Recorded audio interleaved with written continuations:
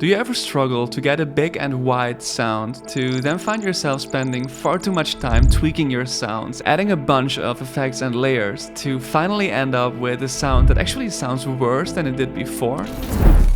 Then this video might help. A year or two ago, I recreated this Imagine Dragons song called Machine, and I stumbled upon it again this week, and I found my guitar to sound really weak and thin, like this.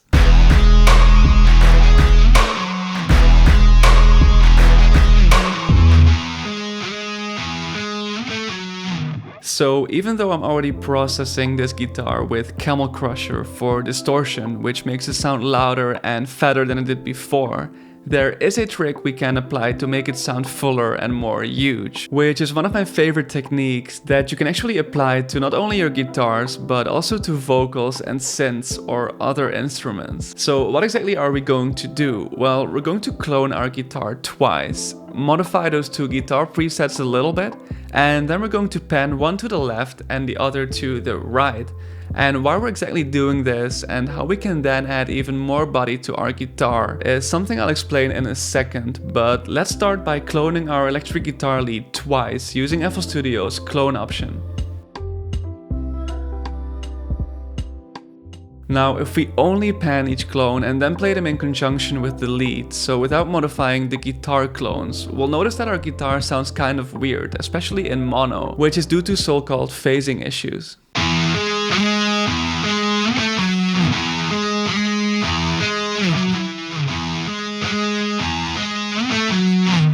And that's why we should make sure that each clone sounds slightly different than the lead guitar and the other clone. So let's choose a different preset like this stoner rock one, and then adjust the timing ever so slightly. And let's do the same for this clone. Let's pick the Netbread preset and again change the timing a little bit.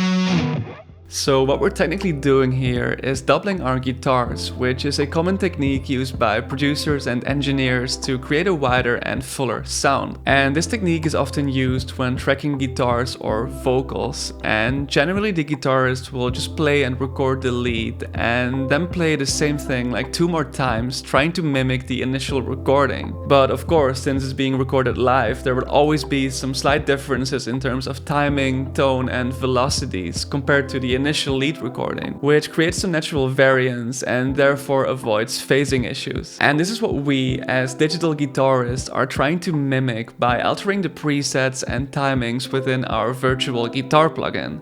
So after recording the lead and the doubles, the engineer will typically pan the doubles, one hard left and the other hard right. And altogether we create both a wider sound because we're simply exploiting more of the available stereo field, and a fuller sound because we're simply adding frequency content. Now, speaking of frequency content, there is an additional thing we can do to add weight and body to our guitar, which is adding a guitar clone that plays the same melody 1 octave higher, which does not necessarily enhance the guitar's presence across the stereo spectrum, but it rather increases the amount of harmonic information transmitted to the listener, as we're basically adding a range of frequencies that we were not using before. So to do this, let's clone one of our guitar clones, make it a little more centered, and choose a different guitar preset like this Rock School one. And then we just paste the melody and move it up 1 octave using Ctrl plus the up arrow.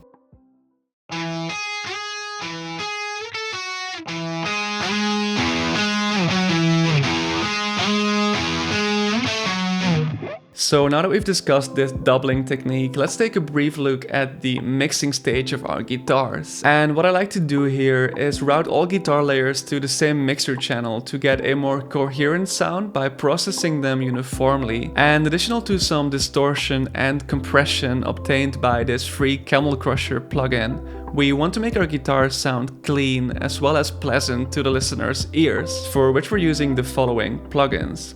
First, we're using an instance of Gullfoss, which uses AI to basically improve the clarity, detail, and balance of a given sound or mix. And in this use case, it mainly brings out the higher frequencies through this brighten knob, and it also tames some of the lower mid and mid frequencies through this tame knob over here. So let me A/B this plugin so you can hear what it's doing.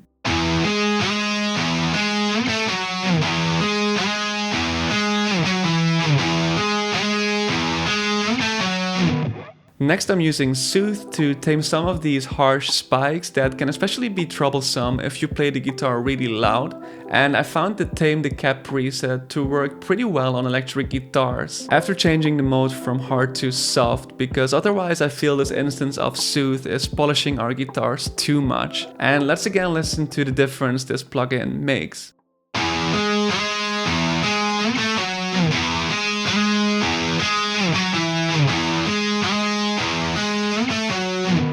And finally, I have an EQ to do the following.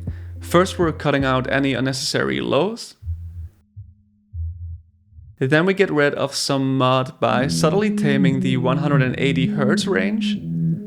I then have a subtle decrease around 450 that gets rid of some boxiness within the sound that I thought should be mitigated a little. And I finally also applied a 2 dB boost around 10K to generate some extra sparkle and brightness.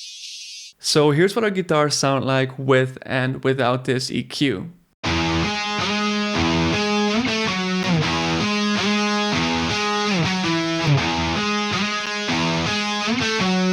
And that's basically it for this tutorial. So let's now take a brief moment to listen to the different stages we went through today to achieve our final guitar sound.